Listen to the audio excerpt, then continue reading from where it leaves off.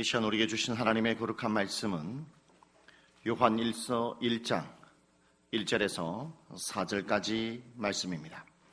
신약성경 388면쯤에 있습니다. 요한일서 1장 1절에서 4절까지 말씀입니다.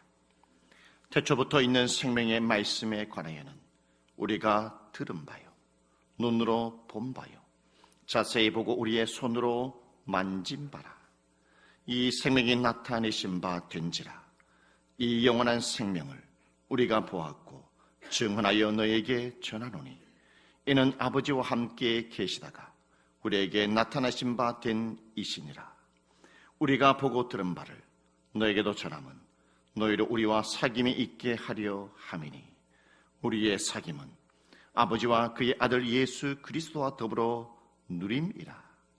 우리가 이것을 쓰면 우리의 기쁨이 충만하게 하려 함이라.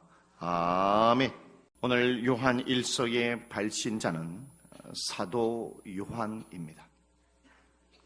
이 요한 1서의 수신자는 모든 그리스도인들을 향하여서 사도 요한이 편지를 적었다라는 것입니다. 무엇 때문에 모든 성도들을 향하여서 요한 1서의 편지를 적었을까요? 그것은 바로 우리가 신앙생활하면서 가장 기본이 무엇인가를 질문하면서 그 신앙의 기본을 아는 것이 중요하다라는 것을 우리에게 가르쳐 주고 있습니다. 여러분, 신앙의 가장 기본이 무엇이겠습니까? 신앙의 가장 기본이라는 것은 바로 예수 그리스도를 아는 것이 가장 신앙의 기본이다라는 것을 우리에게 말씀해 주고 있습니다. 1절의 말씀에 보면 태초부터 있는 생명의 말씀에 관하여는 이렇게 말씀하고 있습니다. 예수님은 태초부터 계신 분이다. 이 세상을 창조하기 전에 계신 예수님이라는 것을 우리에게 말씀해 주고 있습니다. 태초부터 계신 이 예수님께서는 어떠한 분이냐면 오늘 성경에 생명의 말씀이시다라고 말씀하고 있죠. 이 생명의 말씀에 관하여는 우리가 들은 바요, 눈으로 본 바요, 자세히 보고 우리의 손으로 만진 바라라고 말씀하고 있습니다. 듣고 눈으로 보고 우리가 만진 바 됐다라는 것은 무엇을 의미하냐면 예수 그리스도께서는 말씀이신 분이신데 우리를 위해서 이 세상에 육체로 오셨다는 겁니다. 성육신으로 이 세상에 오셨다라는 것을 말씀하죠. 인간으로 오신 예수님, 사도 요한은 그분이 말씀하실 때에 설교하실 때 나는 분명히 그분의 말씀을 들었다. 사도 요한은 인간으로 오신 예수님께서 이 세상에 오셔서 죽은 자를 일으키는 것을 보았고 귀신 들려 고통당하는 사람을 치료하는 것을 보았고 가난한 자들, 힘없는 자들에게 용기와 희망을 주시는 예수 그리스도를 보았고 우리를 위하여 십자가에 고통당하고 피를 흘리시고 능력받으신 그 예수 그리스도를 직접 사도 요한이 봤다라고 말씀하고 있습니다. 그렇게 인간으로 오신 예수님을 향하여서 듣고 본 것뿐만 아니라 바로 예수 그리스도를 손으로 만져봤다라고 고백을 하고 있죠. 두 번째로 예수님은 누구이겠습니까? 2절의 말씀이 이렇게 말합니다. 이 생명이 나타나신 바 된지라. 이 영원한 생명을 우리가 보았고 라고 말합니다. 예수님을 향하여서 예수님은 생명이십니다. 생명일 뿐만 아니라 뭐라고 말씀하고 있냐면 영원한 생명이시다라고 예수님을 향하여 이렇게 말씀하고 있다라는 것이죠. 여러분, 생명의 말씀이시고 영원한 생명이신 예수 그리스도께서 무엇 때문에 인간의 몸으로 이 세상에 오셨을까요? 그 이유를 3절에 이렇게 말씀하고 있습니다.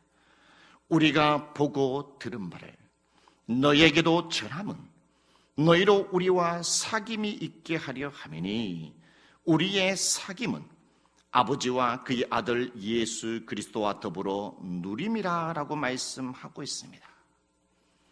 인간이 죄로 말미암아 그 죄 때문에 살아계신 하나님과의 관계가 깨졌다라는 것이죠. 바로 하나님과의 교제가 단절됐던 그 인간을 살아계신 하나님과 교제하게 하기 위해서, 사귐이 있게 하기 위해서 예수 그리스도가 이 세상에 오셨다라는 것입니다. 여러분, 그렇다면 우리가 하나님과 사귐이 있게 하기 위해서, 하나님과 교제함을 누리기 위해서는 어떻게 해야 되겠습니까? 그것은 바로 이 세상에 나를 위해서 오신 주님, 그리고 나를 위하여 대신 십자가를 지신 예수 그리스도, 그리고 이 세상에 오셔서 십자가에 죽으셨을 뿐만 아니라 부활하신 그 예수 그리스도를 믿을 때에 내가 예수 그리스도와 연합이 된다는 것입니다. 예수 그리스도와 하나가 된다는 거예요, 여러분. 그렇다면 우리는 예수 그리스도를 믿는 그 순간에 우리의 마음에 누가 임하시느냐? 바로 성령 하나님이 내 마음에 임하신다라는 거예요, 여러분. 우리 안에 성령님이 임하시게 되면 어떤 현상이 일어나게 되느냐? 내 마음속에 기쁨이 넘친다라는 것입니다. 나의 입술에 감사함이 넘친다라는 것입니다. 나의 삶 속에 만족함이 있다라는 것입니다. 성령님이 내 안에 거하심으로 말미암아, 우리가 예수 그리스도로 믿음으로 말미암아 나의 인생의 삶을 살아가면서 만족함을 누리게 된다라는 것이죠. 그러기에 우리는 예수님 때문에, 예수님을 만나고 난 이후에 우리 마음에 성령 하나님이 계심으로 말미암아 우리는 입술에서 찬송이 끊이지 아니하고 내 마음속에 인간의 세상 속에 풍파가 있다 할지라도 내 마음에 평강이 있다라는 것을 알게 되죠. 그러므로 우리는 이렇게 고백합니다. 하나님, 나는 행복합니다. 주님, 나는 기쁩니다. 주님, 나는 주님 때문에, 성령님 때문에 만족합니다 라고 고백한다라는 것이죠. 사자성어에 마중지붕이라 라는 사자성어가 있습니다. 마자는 삼마자를 쓰고 중자는 가운데 중자, 지자는 갈지자를 쓰고 붕자는 바로 숫봉자를 쓴다라는 거죠. 마중지봉. 이 말은 뭐냐?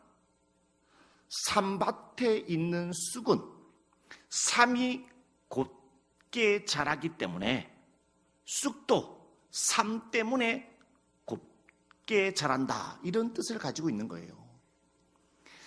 삶이 곧게 자라기 때문에 쑥도 산밭에 있기 때문에 그것 때문에 곧게 자란다라는 뜻을 가지고 있는 것입니다.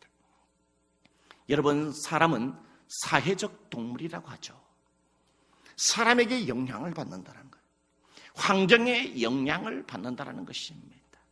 우리가 어떠한 환경을 사귀냐에 따라서, 우리가 어떠한 사람을 사귀냐에 따라서 우리의 인생이 달라진다는 거예요, 여러분. 잠언 13장 20절에 이런 말씀이 있습니다. 지혜로운 자와 동행하면 지혜를 얻고 미련한 자와 사귀면 해를 받느니라. 지혜로운 자를 사귀고 동행하게 되면 나도 지혜로워진다는 거예요. 반대로 미련한 자와 악한 자를 사귀고 교제하게 된다면 나도 악해지고 미련하게 된다는 것을 오늘 성경을 통해서 우리에게 말씀해 주고 있다는 것입니다. 그렇다면 여러분, 우리가 이러한 좋은 관계를 가지기 위해서는 여러분 어떻게 할까요? 우리가 하나님과의 관계, 하나님과의 사귐을, 이 사귐을 좋은 관계를 가지기 위해서는 어떻게 해야 되느냐? 우리는 인생의 삶을 살아가면서 사람들과 함께 더불어 삶을 살아간다는 거예요. 그렇다면 가장 가까이에 있는 사람들과의 좋은 사귐과 교제를 하기 위해서는 어떻게 해야 되느냐? 여러분, 노력을 해야 한다는 거예요. 우리가 하나님과의 사귐과 좋은 교제, 신앙생활을 하기 위해서 우리가 하나님 앞에 노력을 해야 되는 거예요. 우리가 인간관계에서도 좋은 사귐과 교제를 하기 위해서는 바로 인간의 삶 가운데 속에 노력이 필요하다라는 것입니다. 거룩한 사귐에 눈을 뜨다라는 책이 있어요. 이 책에서 우리가 인생의 삶을 살아가기 위해서 좋은 사귐과 교제를 하기 위해서는 두 가지가 필요하다라고 말을 하고 있습니다. 그 첫 번째가 뭐냐면 나와 함께 해주는 사람에게 귀를 기울여야 한다라고 말을 하고 있어요. 여러분, 보통 우리는요, 가정에서나 그리고 여러분의 친구들이나 가장 친한 사람들을 보면 이 사람은 나와 함께 있기 때문에, 나와 가장 친하기 때문에 대부분 사람들은 그 사람의 귀를 귀담아 듣지 않아요. 귀를 기울이지 않는다는 것입니다. 귀를 기울이지 않기 때문에 그 사람과의 관계가 깨진다는 거예요. 오해를 해서. 여러분, 우리의 신앙도 마찬가지라는 겁니다. 하나님은 어떠한 하나님이십니까?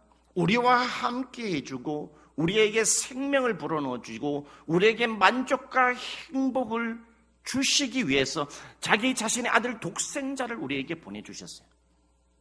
예수님께서는 우리와 함께 하기 위해서 자기의 생명을 십자가에 못 박았지 않습니까? 그래서 예수님의 이름을 임마누엘이라 하리라. 임마누엘 하나님. 이를 번역한 즉 하나님이 우리와 함께 계시답니다. 사람은 배신하면 다 떠나가요. 사람은 손해가 되면 다 떠나가죠. 그러나 하나님과 예수 그리스도는 자기가 손해됨에도 불구하고 생명의 해를 입음에도 불구하고 우리를 떠나가지 않기 위해서 우리와 영원토록 함께하고 있단 말입니다. 그러면 우리가 하나님의 백성과 하나님의 자녀로서의 삶을 살아가기 위해서는 우리는 하나님의 말씀에 귀를 기울여야 한다는 거예요. 하나님의 말씀에 귀를 기울일 때에 우리는 천국 가는 그날까지 하나님과 좋은 사귐, 좋은 관계를 할 수 있다는 겁니다. 그러나 우리는 신앙생활을 보면 우리는 하나님의 말씀에 귀를 기울이지 못할 때가 너무나 많아요. 여러분, 이스라엘 백성들을 보십시오. 이스라엘 백성들이 출애굽했지 않습니까?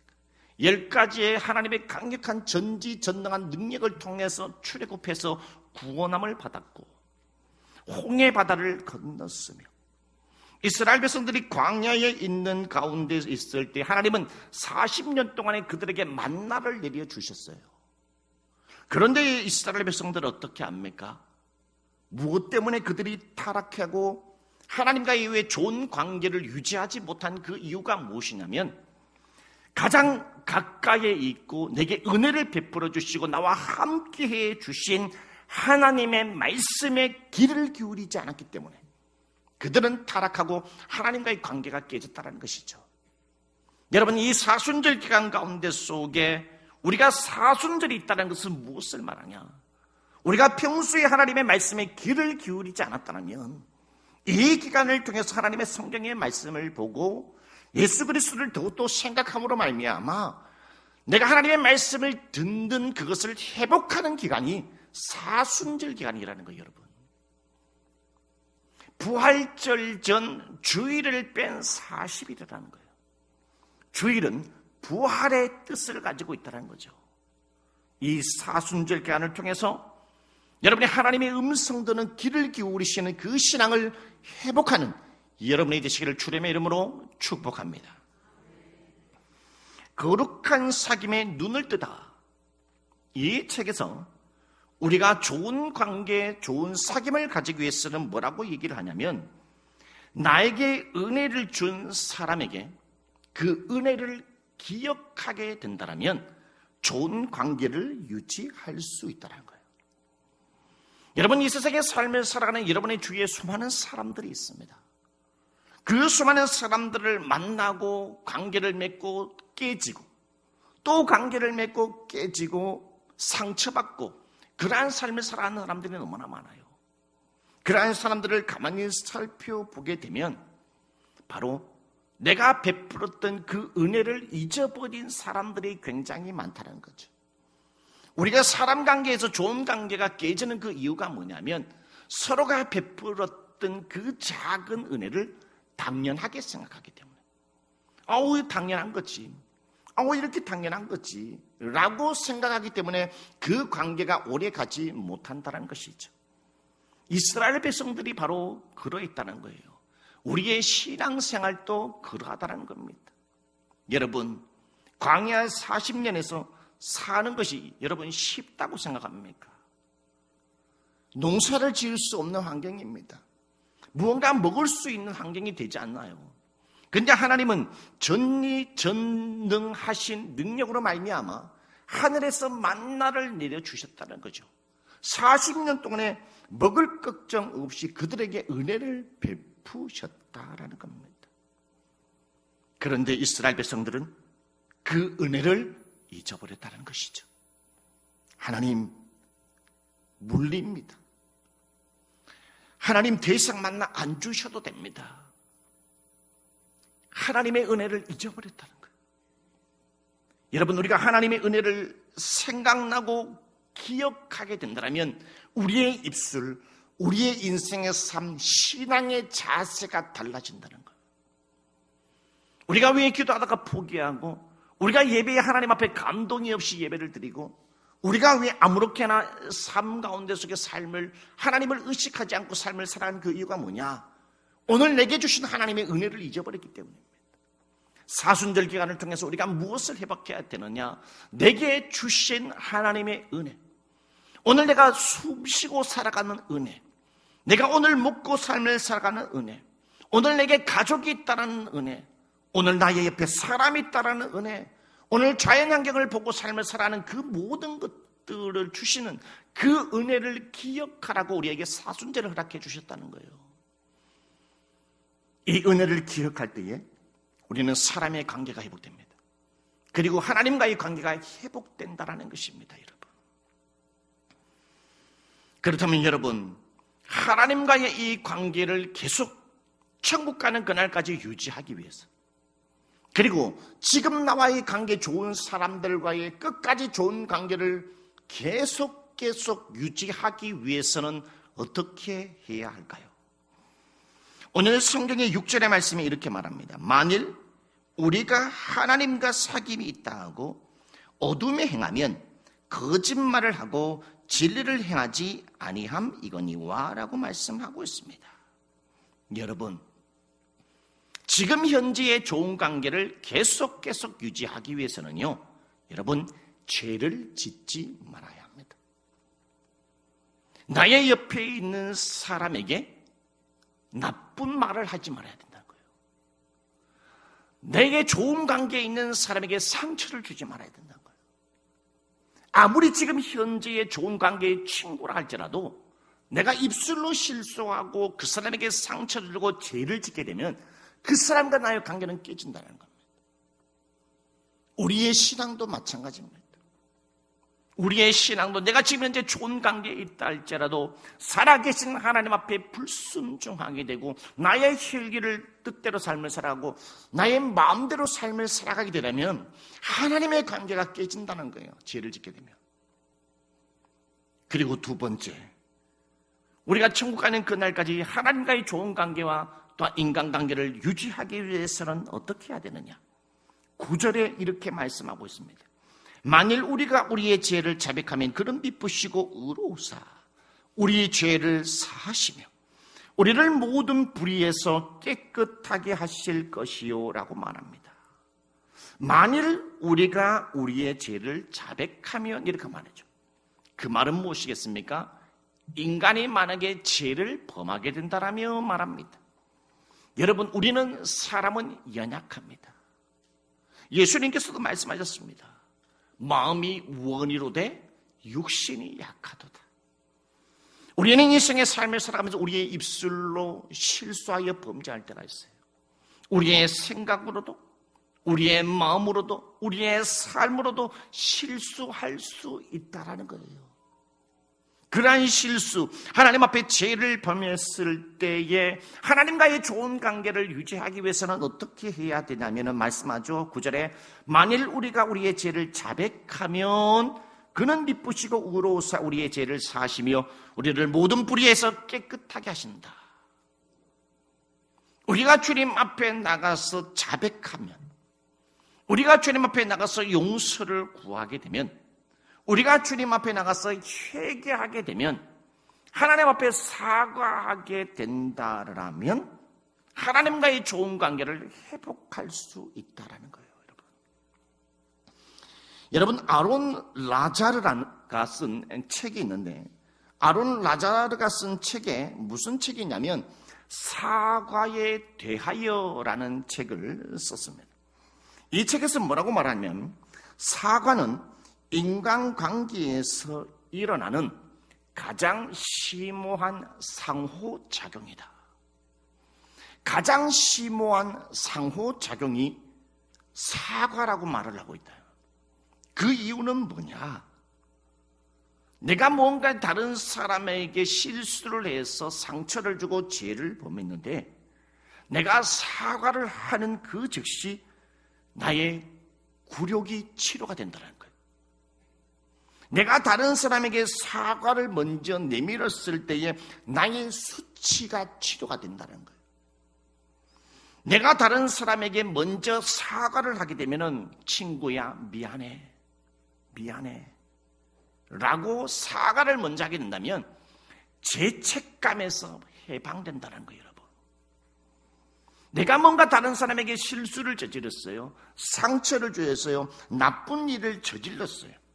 그런데 사과를 하지 않잖아요. 그러면 내가 계속 굴욕감을 가지고 있어요. 괜히 수치감이 들어요. 그리고요 죄책감이 떠나지 않아요. 아유, 내가 이제 이 말을 잘못했다. 아유, 내가 이 말을 괜히 꺼내가지고 지금 내 친구가 지금 낭패났다. 우리 권사님, 집사님 지민이다. 그러니까 사과를 안 하면요 계속 불안해요. 사과를 안 하면 계속 죄책감에 머물러 있다는 겁니다. 사과를 하게 되면요 복수에 대한 열망이 사라져요.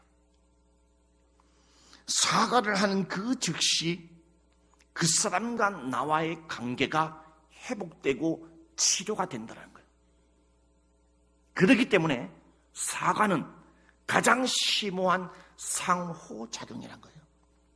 사과를 먼저 하게 되면 나도 살고 치료되고 회복되고 그 사람도 치료되고 회복되는 역사가 나타난다는 것입니다. 우리의 신앙이 바로 이루어야 한다는 거예요. 우리는 한 주간 가운데 속에 삶을 살아가면서 우리는 하나님 앞에 범죄한 것들이 많이 있죠. 그럴 때마다 여러분 은혜의 보좌 앞으로 담대히 나가시길 바라겠습니다. 사랑의 팔로 여러분을 늘 언제나 안아주실 수 있는 주님이 준비되어 계세요. 여러분이 주님 앞에 나와 무릎 꿇고 기도하고 고백하게 되면 주님은 여러분의 얼굴에 눈물을 닦아주시고 볼을 만져주시면 안아주시면서 그래 괜찮다. 여러분이 정말로 회개를 하고 하나님 앞에 사과를 하고 자백하게 되면 여러분의 마음속에 굴욕, 수치심이 치유가 돼요. 아담과 하와가 하나님 앞에 선악과를 따먹고 난 이후에 하나님이 그렇게 하죠. 아담아 어디 있느냐? 아담아 어디 있느냐? 그러나 아담과 하와는 자백하지 않았죠. 사과하지 않았다는 것입니다. 자백하지 않았다는 거예요. 그러니 그들이 수치를 알고 잎을 엮어서 치마로 삼았더라. 나의 죄가 해결되지 않는 한, 내가 사과를 하지 않는 한, 하나님 앞에 자백하지 않는 한, 회개하지 않는 한은 나의 수치심, 죄책감이 절대 사라지지 않는다는 거예요. 그러나 주님 앞에 나와 눈물을 흘릴 때에 주님은 나를 용서해 주시고 나를 치료해 주시고 나의 허물을 덮어주시는 그 예수 그리스도가 있기 때문에 주님, 나는 행복합니다. 주님, 나는 주님 한 분만으로 만족합니다. 주님, 오늘 감사합니다 라고 고백할 수 있는 겁니다. 여러분, 오늘 사순절 세 번째 주일입니다. 오늘 예배 시간을 통해서 이렇게 고백하십시오. 주님, 나는 행복합니다. 주님이 나를 위하여 십자가를 주시고 내게 생명을 주셨고 나와 함께하기 위하여 성령께서 지금 나와 함께해 주시니 그러니 나는 행복합니다. 두 번째로 나는 행복한 그 이유가 나는 연약하여 실수할 수밖에 없지만 그 실수가 내 속에 있다 할지라도 내가 주님 앞에 나와 사과하고 자백해 준다라면 주님께서는 사랑의 발로 사랑의 마음으로 나를 안아주시기 때문에 주여 나는 행복합니다 라고 저와 여러분이 고백할 수 있다는 이것을 기억하며 이 한 주의 삶을 달려가시는 여러분이 되시기를 주님의 이름으로 축복합니다. 기도드리겠습니다.